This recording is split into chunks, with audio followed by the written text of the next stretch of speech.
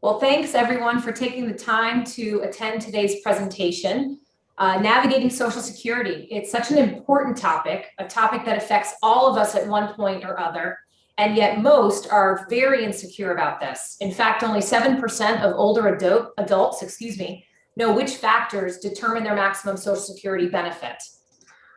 My name is Julina Ogilvie. I'm a partner and director of business development here at Principal Wealth Partners.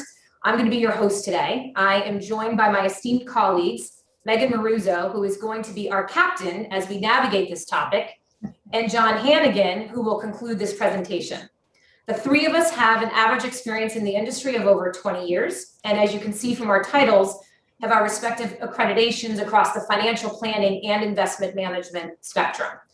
Some of you that are joining us are new to us, so if I can quickly explain who we are. Principal Wealth Partners is an independent, registered investment advisory firm. We have offices in Madison, Westport, and Old Saybrook. Our independence empowers us to provide custom-tailored financial solutions that are in line with our clients' goals and their desired outcomes. With over 100 years of combined experience and a philosophy that's rooted in behavioral finance, we provide our clients with a holistic, unbiased approach to wealth management. We're extremely proud of our founder, Bob Paolucci, who was named this year by Forbes as a best in state in Connecticut, and also by Barron's as a nationally ranked advisor. Our firm today manages over $2 billion in assets for our clients across 30 states. The agenda today is to review the three important components of Social Security. What are the essentials that we need to know? Our options of benefits and all of the strategies to consider, and finally understanding what those next steps are. There's a lot of information packed into this presentation, which you will soon see, and we will make sure to get this to each of you as a follow-up. So at this point, I'm going to turn it over to Megan. Hi, thanks. We're so delighted you could join us today. And I'm going to have John just say hi for a sec before we get going. Hello, everybody. Happy summer afternoon. Thanks for joining us.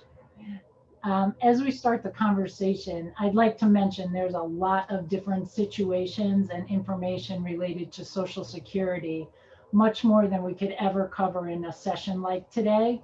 But our hope today is just to make you aware of things to consider and make you aware of some resources that are available for you to pursue more detailed answers.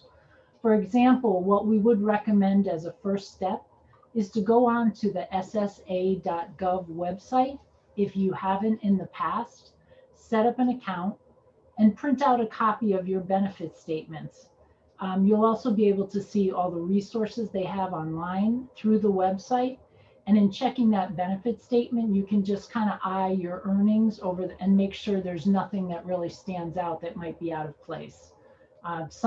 They had stopped sending those for a while. Some people are getting them, but it's a quick way to get the most up-to-date information on your benefits.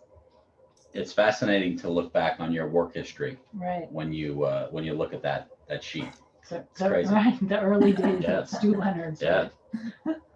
Okay, great. Well, let's start with the essentials. What is the framework and key terms to guide us through this conversation? And to start, Social Security is only one source of income during retirement, but it's arguably one of the most important given all of the benefits that are available today and all of the strategies that we have to consider. As you will see with the variance and outcomes of these benefits, it makes it crucial to understand this topic. So Megan, can you walk us through some of the numbers? Sure. Social Security, as Julina said, is just one source of retirement income, but it's an important one. And in studies, we find about 50% of elderly married couples rely on Social Security for half their income. And 70% of elderly single people, that's their most important source of income. We're also finding it's growing in the sense that people are not getting pensions like they used to. And in some cases, people have had pensions disappear from earlier working years. In 2021, the average Social Security benefit was $1,542. The max you could get at full retirement age this year is $3,148. And the cost of living in 2021 was 1.3. So Meg, when we want to be careful with all these acronyms. So the COLA is cost of living adjustment, Correct. having to do with inflation. So your payment should go up a little bit each year. Correct. Great. And one of the most popular acronyms is FRA, which stands for full retirement age. And this is the age at which you are entitled to receive your full benefit, or primary insurance amount, as it's also known. There was an amendment passed in 1983 when the full retirement age at the time was 65, which was designed to increase the FRA to age 66 by 2005. It stayed at age 66 until 2017, and then starting then, it began to increase in 2-month increments until it hit the current full retirement age of 67 for 2022. Your FRA, as you can see here on the slide, varies based on the year you were born. So for example, towards the top, if you were born in 1954 or earlier, your FRA is 66. From there, each year it adds 2 months to age 66, and anyone born 1960 or later currently has a full retirement age of 67. So now that we know what FRA is, let's take a look at what the requirements are and how they calculate the benefits. Okay, in order to qualify for benefits, you become eligible after you've worked for at least 40 quarters. Those 40 quarters do not have to be consecutive. And this year, you receive credit for a quarter of work if you make $1,470 during a quarter. The next thing when you're qualifying is Social Security takes a look and averages your earnings over your 35 highest earning years. And that's how they figure out what your benefit's going to be here. 2 things to remember here. Regardless of what you make, the highest amount in a year as of right now that you'll be credited is what is the current maximum taxable earning amount. So let's say John makes $500,000. The current amount that you're taxed on at the maximum is $142,800. That's all he's going to be credited for this year for income, because that's the max. You'll notice when in your paycheck you pay 6.2%, your employer pays 6.2%. And once you hit that 142.8 in a year, you'll see, oh, I have like a little increase in my paycheck this week. And that's because they've stopped taking taxes out. So Social Security uses that same number when it's crediting you for income. Let's say I took, years off to stay home and take care of kids, and I don't have 35 years of earning history. They're going to just fill those years that they don't have with a 0, and they use that in their averaging.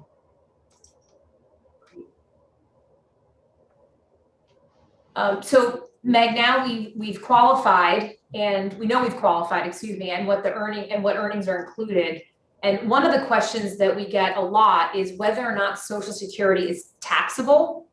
Yeah, we're always all concerned about taxes and everything we run into. Study we recently looked at found that about 56% of recipients are getting some of their benefits taxed. So we're going to walk through what they consider when they figure out the tax. Up on the top of the slide, you'll see an equation, and it's to figure out what's called combined income.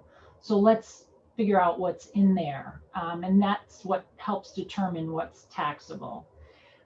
Combined income, they start with your adjusted gross income, and then they're adding back in what's called non-taxable interest if you happen to have any. That would be things like income from municipal bonds, or if you've perhaps cashed out savings bonds, let's say during the year, and you have some interest from them.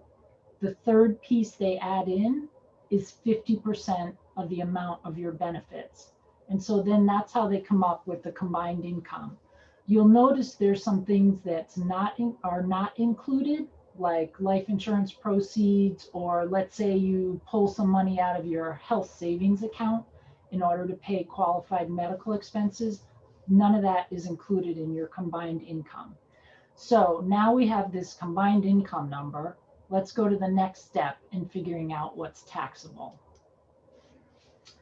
This matrix looks at two things. What's your filing status and what's that combined income number? So let's say Jelena and her husband are filing jointly. We run the numbers for their combined income and it comes out to be $50,000. So if you go to the bottom row on the left, they're filing jointly, and we're going to go all the way to the right where it says any income, combined income over $44,001, 85% of their benefits are taxed. So in the example, we'll say they get $3,000 a month. So they're getting $36,000 a year in Social Security benefits. 85% of that, or 30,600 roughly, is going to be taxable. So there's one small piece of good news on this slide. You'll never pay tax more than 85% of your benefits. So they could have a combined income of $250,000 and still only 85% is going to be taxed. So I don't think a lot of folks realize initially that it is taxable. Right. So if you make even, you have a pension, you have interest income and all this other stuff, you can get up to that threshold rather quickly. Yeah. Very quickly. Yep. And just to make it more enjoyable is there's 13 states that currently also include their income tax. And yes, you guessed it, Connecticut is one of the 13 states. Of course. So we've talked about combined income and taxable benefits. What about earnings if you're working while you're receiving Social Security benefits? Right. This is another important thing to think about, because especially in a case where someone decides to take it early, like at age 62. So the first thing you want to look at is if you're not at full retirement age, what's the earning limit? And it's pretty low. It's $18,960. So what Social Security says is for every $2 above that limit that you earn, they're going to take $1 back in benefits. So I'm sorry, Meg. So right now we're not talking about taxation. Nope. So it feels to me like you're saying, hey, a good bit of it is going to be taxable. But this is totally separate, saying that you may not get the benefit that you believe you're entitled to if you're working before full retirement age. Exactly. Wow. Exactly. Okay. So I'm going to make you my example. Okay. You're 62 and you have made $28,960. Okay. So you're $10,000 over that earning limit. At the same time, your benefit of Social Security is $800 a month. So you're expecting to get $9,600 for the year. Social Security is going to say to you, not so fast. We're going to take $1 for every $2 you're over. So I'm going to get So we're going to take 5,000 of that back. Right. So you're only going to get about $4,600. During the year, now we're going to fast forward you and you're almost at your full retirement age, which we'll say is 67. You can earn a lot more now. You can earn $50,520. Your birthday's in October. Be sure to send a card.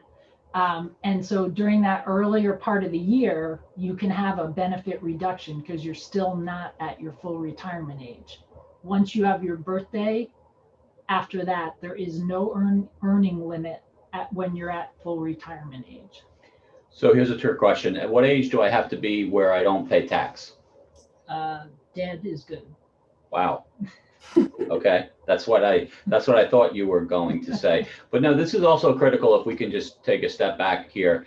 For folks that retire or sort of semi-retire, then your old company calls you back and you start doing consulting and things like that. You've got to be aware of the fact that you in life, you don't want to give back a benefit or only get 50% or a third of a benefit just because you didn't whiteboard it out enough. Exactly. Such an important piece. Let's move on to some of the other common questions that we hear, which is really, should I file early or should I wait? And for some people, this helps reduce the financial stress as they approach retirement, and they're willing to take that lower benefit. Others find delaying until full retirement age or even out to age 70 and getting that increased benefit is very appealing.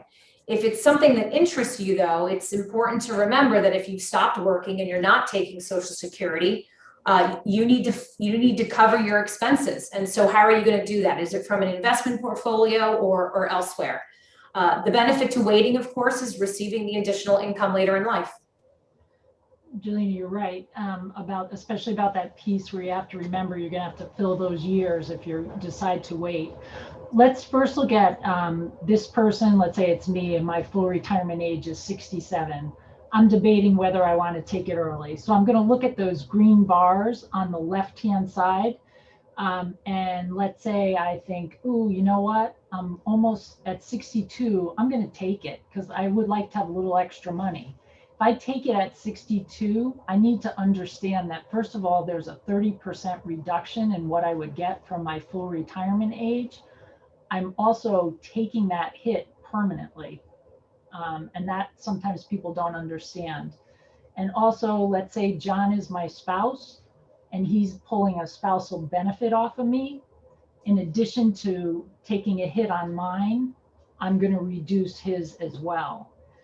The other side of the coin is I'm 67. I'm rolling along here at Principal Wealth and I love my job, which is true. And I decide, you know what? I'm going to work a couple more years. I don't need to take it. I like the number that I'm seeing for age 70, so I'm going to wait. For every year that I wait after my full retirement age, when I'm 67 in that category, I'm going to increase my benefit by 8%.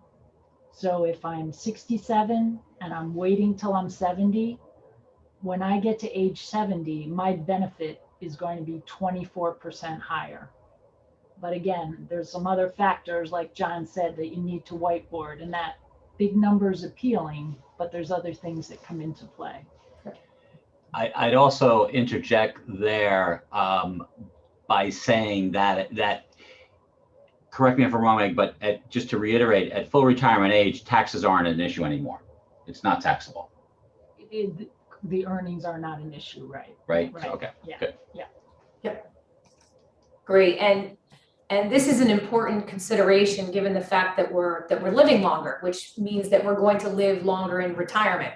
And this is not anything that's new to us. We hear it in the media all the time. But Megan, can you walk through the numbers and how it can impact the retirement and the decisions we make? Sure. What this graph is going to show you is this is the average life expectancy for a male or a female who currently is 65. So if you look back at the numbers 60 years ago in 1960, John's 65 years old, average male, he's going to have about a year to spend all his money, travel, do whatever he wants to do before he's expected to pass away. But all kidding aside, that was also why there was no issues around Social Security running out. That's right. Because there were fewer people retiring in 1960 than today. And we were sending John 12 checks on average, and then it stopped. So there's a lot. You begin to layer it, and it really gets fascinating. And so a woman back then had a little bit better expectancy. She was going to make 73. So now let's fast forward to 2020, and that same male now is looking to make 84. And the female is looking to make 87, which is nice. But the thing you have to keep in mind is you could very easily spend more than 20 years in retirement based on this. And so that brings in the point of, if you're going to be in retirement for 20 years, you need to make sure that that income you're living on, or longer even than 20 years, is going to last as long as you do. Right. Great. And keeping that in mind, let's walk through how understanding your longevity can help in the decision as to what age seems to make the most sense to start your benefits. And it's also important to consider other factors with your longevity, right? These are just averages, but you have, family considerations, personal health history. You have to also consider your current financial portfolio. So Megan, how do we, help us understand how to think through this? I know this slide at first glance is slightly busy, but it does illustrate well the decisions that you need to make that John touched on a little bit earlier. So in this scenario, we're assuming the full retirement age is 66 and 10 months. And we're looking at the age at which one claims Social Security affecting the benefits. So if you look kind of to the top on the left-hand side, you'll see the different sample amounts for the different ages. Example, 70, you're going to get $4,089. And that's because you're delaying from age 62 or your full retirement age. At 66 and 10 months, you're going to get $3,262. And if you drop it and take it early at 62, you're only going to get $2,311. If you then move over to where the red boxes are, you're going to see some gray shaded areas. And this helps you decide whether you should take it at 62 or wait if it makes more sense and take it at your full retirement age. There's a couple of moving parts here that I want you to be aware of. At the very bottom of the red boxes, in the first box, you see the number 77, and that's what we call the break-even age. And that's when it makes more sense for you to have waited. The same with the box to the right of that. Should you take it at full retirement age or should you wait till 70? And so the break-even age in that box says you have to hit 81 in order for that to make sense. So this kind of gives you some numbers, but then you get into the more subjective things like your longevity. So let's move down below the red boxes. And I know it might be a little hard to see, but there's little stick people there. And those stick people are 62 years old. And what this chart across is saying is, this is the probability of each one of those living to different ages. So the top stick person is a single male, the middle one is a single female, and then the bottom one is a couple. So it's assuming you're one of the people in the couple. So going back to the first box where the break-even age was 77, John has a 70% chance of hitting 77. I have a 79% chance. And we'll say Jelena, as part of a couple, has a 94% chance. It gets a little bit more drastic when you look trying to hit 81. John has a 57% chance, and Jelena's still has about an 86% chance. So this delaying tactic, again, pulls in, are you single? What's your longevity? All those types of things. What's your probability that you're going to hit that particular age? And what John said is when you whiteboard it all out, all of these things come into play. And that's what makes it kind of a complex decision. Folks, something to consider, and we talk about this a lot, particularly when people are considering going on beyond full retirement age in terms of collecting. And let me just say it two different ways. So one way to think of it is, hey, wow, this is awesome. I give myself an 8% raise for the 3-year period, so I end up getting 24% more. Totally right. The math there is very, very solid.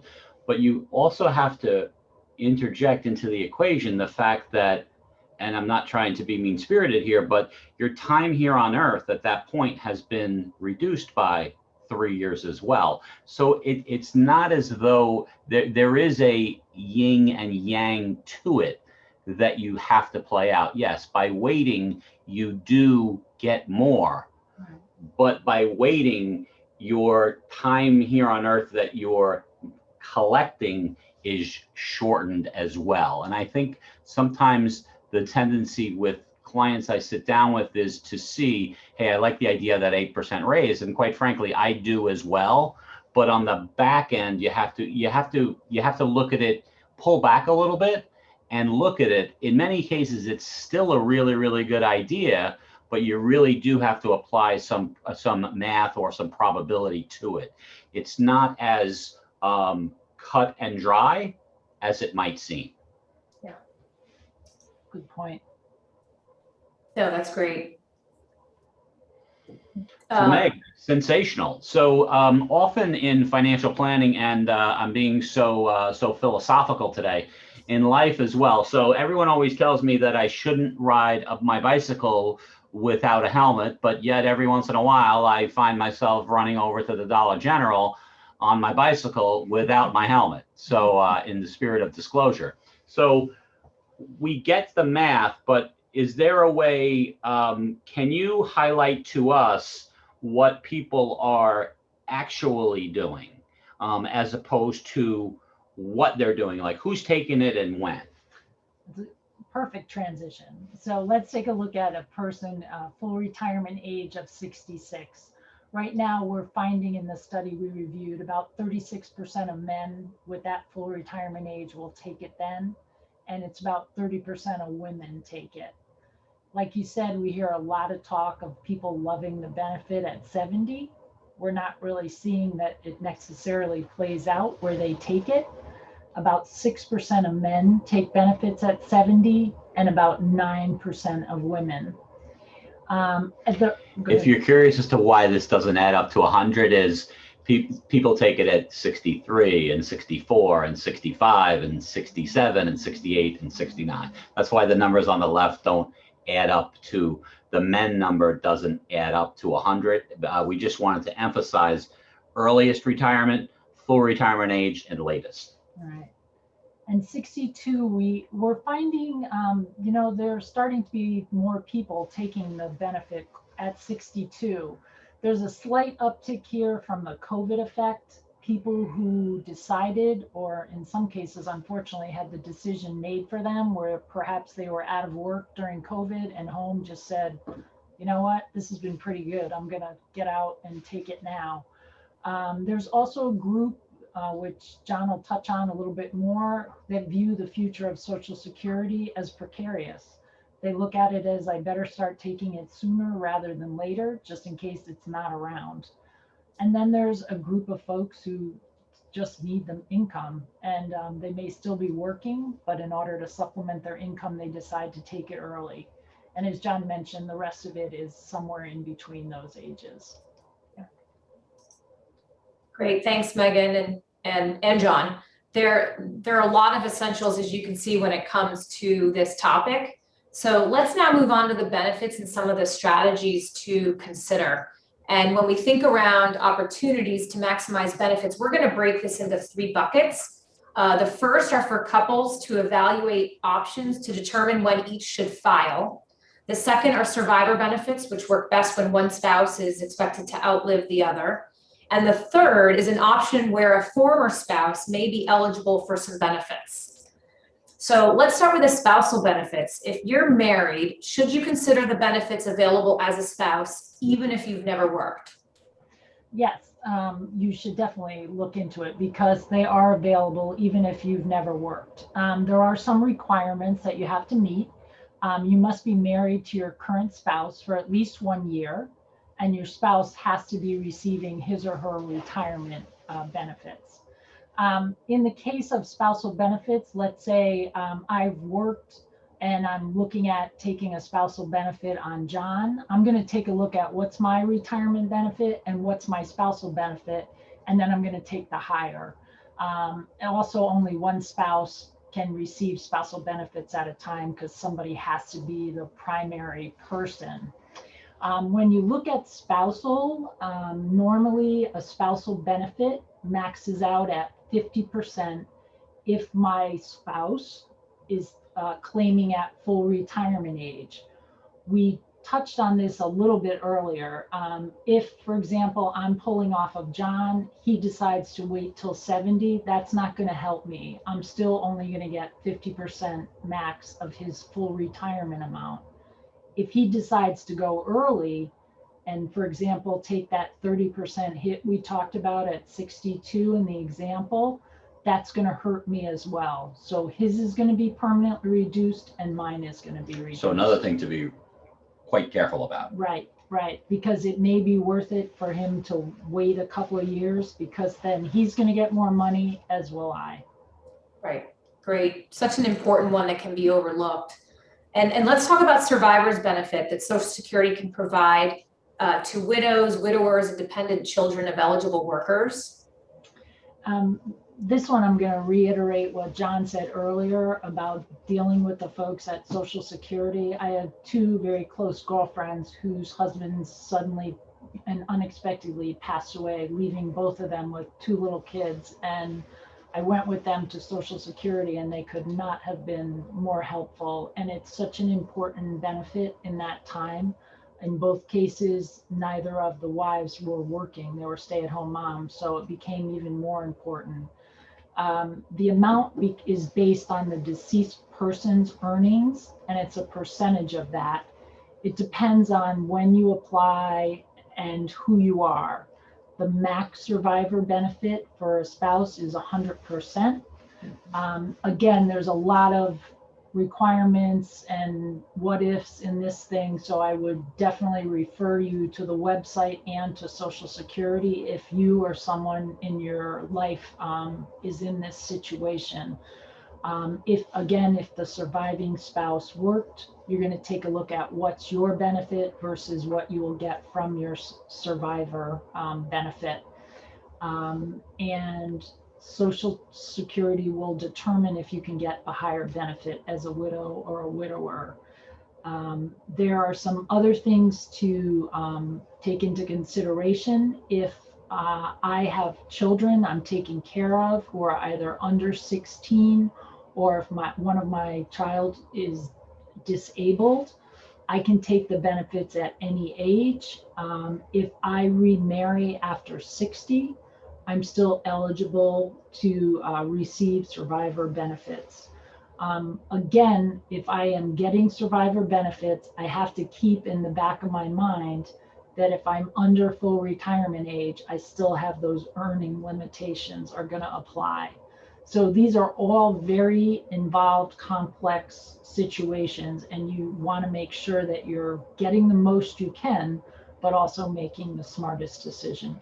And just to touch on that point of a moment or two ago, Meg, we're not here for a commercial for the Social Security Administration, but we do have clients that have gone recently or years ago, and they're pleasantly surprised by the experience.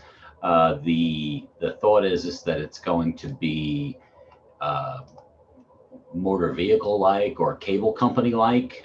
No disrespect to either, of course, but the actual event itself, what I've heard is just the people are really, really passionate about helping people there. Absolutely. Yeah. No, great point. And in addition, Meg, to surviving spouses, we need to look at other family members who may qualify in different circumstances. Yes, there's different qualifying events. If you're disabled, if you retire, or if you pass away. And I'll be honest with you, the retirement piece with children, I was never aware of until recently. I had a client who adopted a child later in life, and the child is still young enough that he was pulling his benefits and the child actually was getting some, which I didn't even know that happened. So your spouse, current and former, can get benefits from you from these qualifying events, your children, and even your parents. If you have dependent parents who are at least age 62 and you're supplying more than 50% of their support, and they're not eligible for a benefit that's higher than what they can get off of your benefit. I know there's like 49 what ifs, but who thinks about this? There are a lot of people who are supporting parents, and so they're able to get benefits off of your records under these different scenarios. So if you think about it, you can have a lot of people pulling benefits off of you. So what Social Security does is it looks at what's the basic benefit rate that it's making all these calculations off of.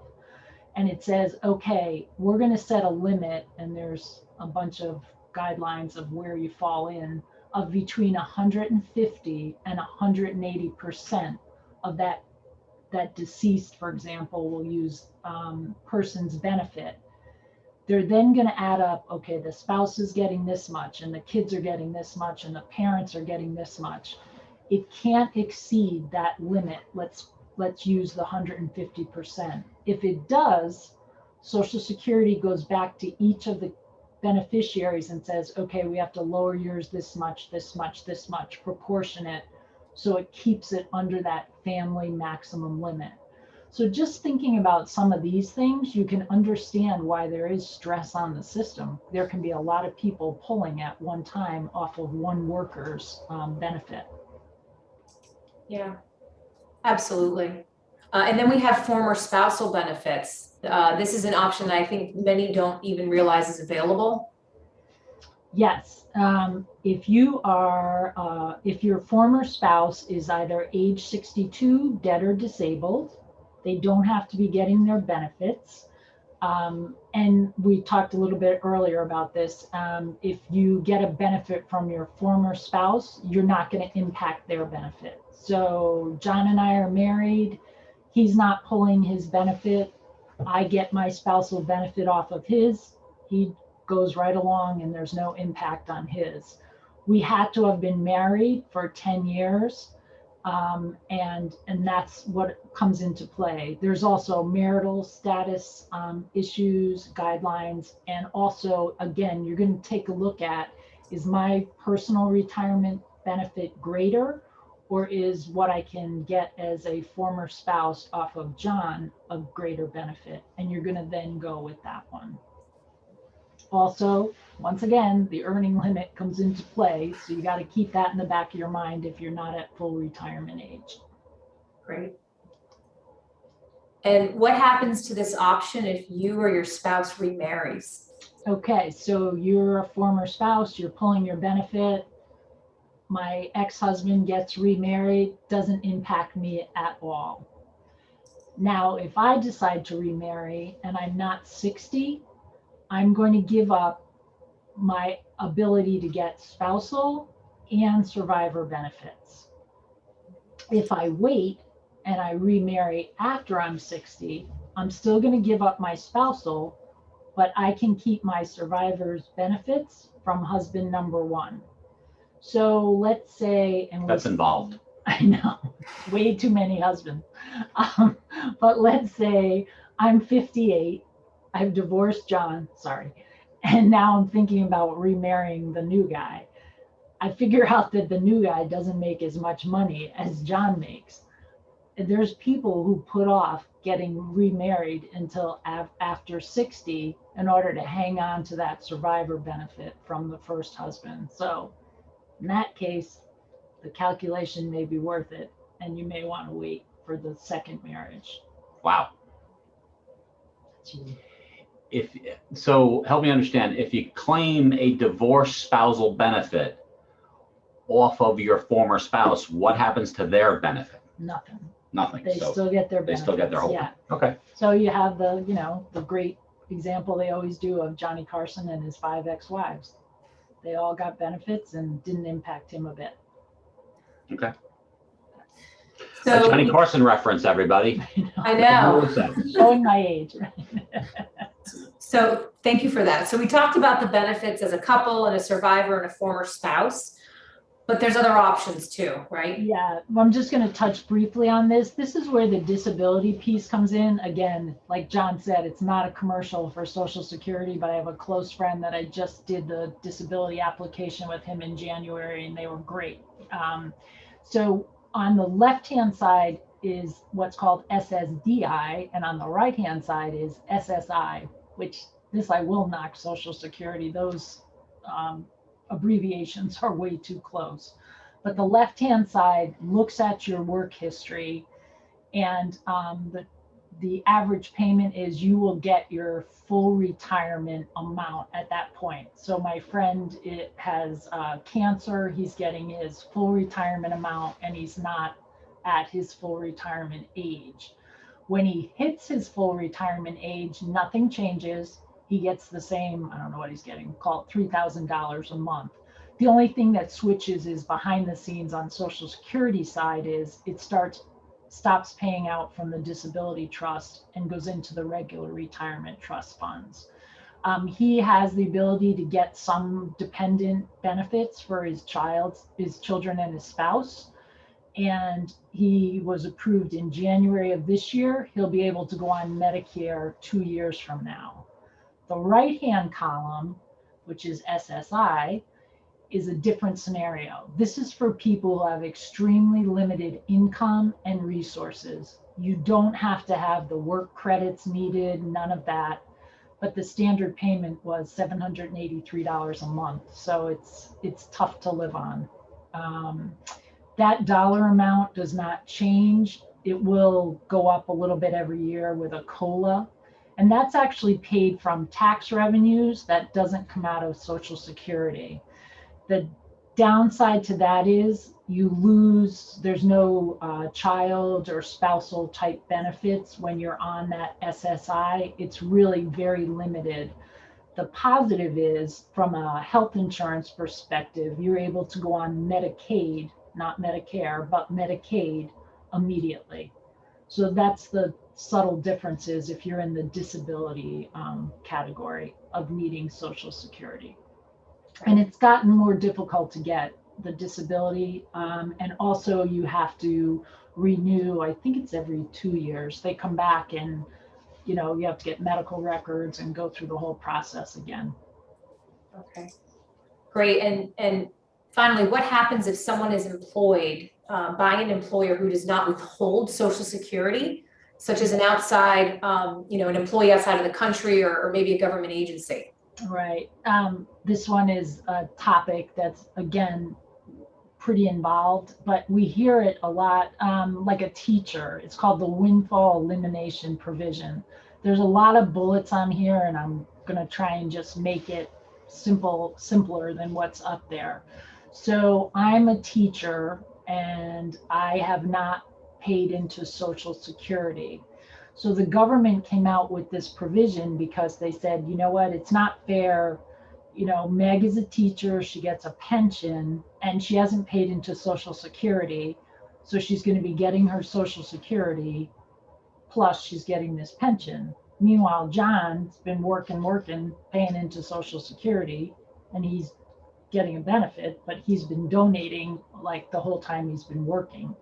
So this windfall elimination provision says we need to know, and now I'm going to stop for a second and step back a minute. We also, I may have had a number of years of working in another private sector job where I was paying into Social Security. So they take a look at what are called sustainable earning years. And there's a whole chart, if you're interested, and it impacts you on the website. And you're going to look up the number of years you've met those sustainable earning amounts. And then it's going to say, okay, based on that, this is how much we're going to reduce your benefits. They're looking at what your Social Security benefits are and what's that pension you're getting from your prior job. It's going to reduce your Social Security benefits, but it will never reduce them more than 50% of the amount of your pension. So let's do an example. You have a pension, and we look up on the chart, and you have 20 years or less of what they call substantial earnings. And that's all explained. I could spend 30 minutes on it, and we don't want to do it 3/4 of the way through the webinar. Reduction in that particular situation is $498 a month. That's like the worst you can get. My pension is only $900 a month. They're only going to reduce me $450. But if my pension was $1,200, they're going to whack me the full $498. So this is, again, important because it's hitting your Social Security, and you're thinking, oh, well, I have this much income from Social Security and this much from my pension, and you really may not. So this is something we would recommend that you work with an advisor, with your tax professional, just to kind of really be able to lay out, as John mentioned, in your plan, what is that income piece and how is it impacted by this windfall provision? Great. Thanks, Megan. A tough one to kind of add on to the end of the presentation. With all of these options available to us, we talked about it, it's still surprising to hear that so many choose to just take the benefits early at the lower amount. And the main reason we find is because people don't trust that Social Security will be around. So John, you've been a certified financial planner for over 20 years. How do you answer this? Well, I first want to mention that I was very, very young when I first became a certified financial planner. I want that stated for the record, Jelena. Okay. Record it. And now let me get to the topic at hand. So the reason for the shortfalls that we hear about when it comes to Social Security, and when I think we've done a nice job of touching on it, is you have to recognize that when Social Security was first created, it really was designed for people for the short amount of time that people were in retirement. So because of much longer life expectancies, so where the gentleman in 1960 had a 1-year retirement, he now has a 19-year retirement. You also have a smaller working population. I'm in the middle of the deck right now. The amount of people working and contributing to Social Security is much different than it was decades ago, when there were much larger amounts of people contributing to the system. So it's kind of been flipped on its head, quite frankly. So with what I just mentioned, you now have an increase in the number of retirees. So just imagine you're running a business and you're like, wow, it's much longer than I had anticipated. The working population is less, and I've got increased benefits that I have to pay out. So it's really, it's understandable where people could talk about shortfalls. So this has come up quite a bit in the last few years. And I'm not here to say that I'm in the prediction business, but when it comes to this.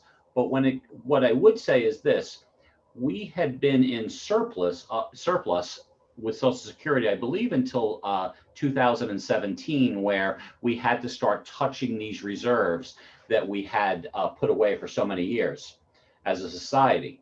It's designed to run out, or potentially run out, in 2035. But recognize that in 2036, your payment is not going to stop, even if there's no changes, because even if the trust is depleted, the annual Social Security taxes are still being paid into the system. So, you just kind of have to keep that in mind. So when people talk about it running out, again, I'm not predicting that it is going to run out. I'm not predicting that it isn't, but you have to sort of base your logic on something. Some scenarios to help it last longer is on the right-hand side. And some of this has already happened. In fact, it's 142,800 now. I remember when it used to be 109,000, and back in the day, it used to be 79,000, the amount that was subject to Social Security tax. So probably an easy thing to do is continue to raise the payroll tax rate. I know no one wants to hear that, but that's probably the lesser of 3 or 4 evils. We can increase the wages that are so we could increase the 6.2%, I think you mentioned. So you pay 6.2, the employer pays 6.2. So you could raise the rate from the 13.4 and make that higher. You could have the amount subject to it be a higher number. Now we kind of get into the taboo area of the presentation. You could reduce the COLA increases to say, hey, instead of it going up, say 1.5% this year, we're going to have it go up half of that. That's another thought. Or you could raise the full retirement age higher. It used to be 65, then it was 66. Now, in my year, I think you mentioned it's 67, things along those lines. I think the last thing you want to do is the last one, which is cut benefits. So I'll leave that story for another day. But if you're a politician and you're trying to be reelected or be elected for the first time, I think the idea of cutting back benefits for a voting population that has a very high probability of voting is probably not that high. So I don't mean to minimize what could happen in terms of it running out, but I think that it's okay to run your methodology on your receiving a Social Security benefit. Great. And 2035, we have some time to talk about it, as I'm sure we will, and the media will get involved with the there was- possible scenarios. Yeah, Jelena, I read something recently that even if you raised it by 1 year, the full retirement age, that would just buy you decades of time. Right. So. Right. No, thank you for that. And so let's move to the final item on the agenda today, which are really just what those next steps are. And John, again, with your experience, what are some of the key questions that we Did I mention that I was very, I'm sorry, did I mention that I was very young when I first became? You did. Oh, yeah. I did. Okay. I just wanted to make sure that I got that out on the record. All right. Just kidding, people. It's a late afternoon in the deep of July. So some questions to consider. How long are you going to work? What are your income needs in retirement? What's your life expectancy? So really all of the things that we utilize, I call them parameters. You want to build your parameters up in your retirement analysis. And these are questions we ask each and every day to people. You know, how long are you going to work? How much are you going to make? What are your income needs, or what are your expense desires in retirement? Tell me about your health. Tell me about your parents and how long they, how long did they live for, or are they still living, so on and so forth. But really, when you jump over to the right, I don't mean to make it too easy, but if you're single and you have a long life expectancy, logic would tend to dictate that the longer you go in terms of pulling the benefit from Social Security, the better it is for you in the long term. And by the way, don't forget about the COLA increases. COLA increases over time become enormous. And any of you out there that have a pension that is indexed for inflation will know what I mean. If you're fortunate enough to be married, perhaps the spouse with lower Social Security benefits begins sooner as opposed to later. And then the other spouse that has higher income should consider postponing. But again, I'm hesitant to get too general here because every situation is a little bit different. But the idea of, we've used this term a couple of times, whiteboarding it out, 2 or 3 scenarios, you'd be pleasantly surprised that the one, it's almost like in a movie, it's like the one becomes most apparent as to what you should do. So those are the questions that I would consider, but these are things that we help our clients with every day. Yeah, great. John, I guess just sort of final thoughts around that, because I think people. Well, I can't use that joke again because I've already used it twice. So for those of you waiting for me to say that again, I'm not going to. But about me, how young I was. But from a next steps perspective, we end every presentation with this. We firmly believe that clients, pre-retirees and retirees have a heightened chance for success in retirement if they create a written financial plan, which they review on a periodic basis. And a periodic basis to us is maybe 2 or 3 times a year. So the ask is create a review your financial plan. So in this case, for many on the phone, it's just review your financial plan, review your options and benefits predicated on what the offer is to you and your personal situation. And then once you implement the plan, be sure and update your plan, because by postponing or getting a big COLA increase or something like that, that can have a nice effect on a plan. We have a number of clients that retire and then they end up working for an additional year. So we're working with them to update the plan, and you'd be pleasantly surprised what a difference, what might appear to be sort of like a minor thing, when it comes to something like that, can have to the overall effect of the plan. Great. Any final thoughts? My final thoughts are, what a great looking group of advisors we have here at Principal Wealth Partners. But beyond that, what I would say is we cherish your business, all kidding aside.